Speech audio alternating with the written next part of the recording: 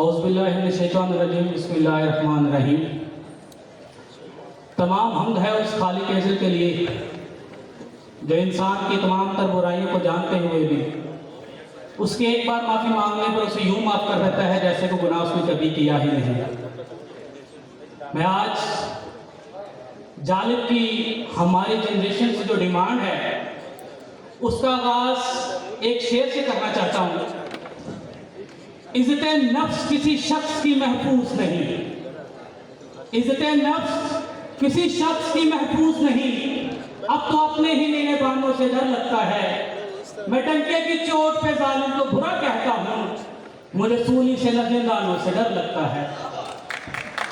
जालिम साहब ने न सूली से डरा न जिंदान से डरे, अपना पैगाम उस अमरियत के दौर में जहां पे सांस लेना मुश्किल था, उस अमरियत के खिलाफ बोलना मुश्किल था, अपनी आवाज बुलंद की सिर्फ किसानों के लिए, गरीब तबके के लिए। एक दो कौमी नजरिया वो था जो हमारे अल्लामा इकबाल रहमतुल्लाह अलैह ने पेश किया। वो कौन सा था? हिंदू और मुसलमान का। एक दो कौमी नजरिया वो था जो हबीब जालिब ने पेश किया। वो कौन सा था? अमीर तबका और गरीब तबका। ये दो कौमी नजरिया आज भी चल रहे हैं, हमारे मुसलमानों में भी चल रहा है, हमारे इस पाकिस्तान में भी चल रहा है। हमने सिर्फ ये बात की है कि उन्होंने हमें पैगाम दे दिया। जब इंसान किसी मंजिल की तरफ रवा दवा होता है तो उसको दो सूरतें चाहिए होती हैं, एक उसके हकूक और एक उसके फराइज। हमने सिर्फ हकूक जाने हैं, फराइज नहीं जाने। बीइंग अ कम्युनिटी हमें भी देखना चाहिए कि हमें क्या करना चाहिए। इस पे क्या खूब शायर कहता है, अकल के अंदों को सब उल्टा नजर आता है, अकल के अंदों को सब उल्टा नजर आता है, मजनून नजर आती है, लैला नजर आता है। जालिब साहब ने अमरियत के दौर में आवाज उठाई, हम आज नहीं उठा रहे।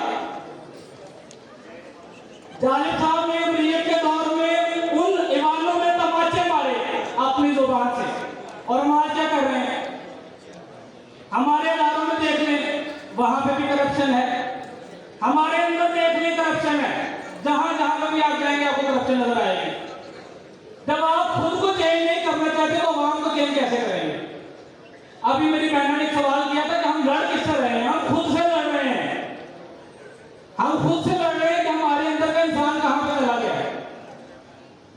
जब तक आप अपने अंदर के इंसान को नहीं लगाएंगे आप किसी भी रियासत से नहीं लड़ सकते।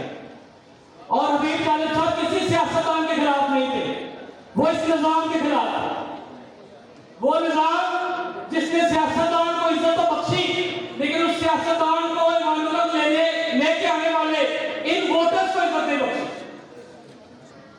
इन जागीरदारों की जो सबसे बड़ी ताकत है वो कौन है? वो ये वोटर्स है। जागीरदार असेंबली में कैसे आ रहा है? आपके वोट से आ रहा है। किस किस को ला? जब आप अपना वोट नहीं ठीक करेंगे तो जागीरदार कैसे ठीक होंगे? अपना वोट ठीक करना पड़ेगा अगर जागीरदार को ठीक करना है। पहले अपनी जिम्मेदारी पूरी करनी पड़ेगी अगर उनसे जिम्मेदारी का एहसास करवाना है। बस